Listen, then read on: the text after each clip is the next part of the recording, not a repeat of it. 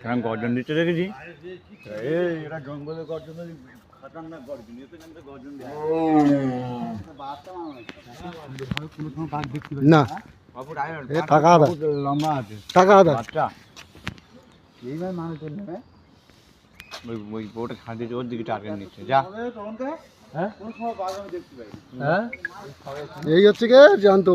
আমাদের চিড়িয়াখানা কলকাতা চিড়িয়াখানা দেখি সাদা বাঘ দেখি এই বাঘ দেখি এত কাছে কোথা দেখিনি এত কাছে কোন দিন কোন চিড়িয়াখানায় দেখো না না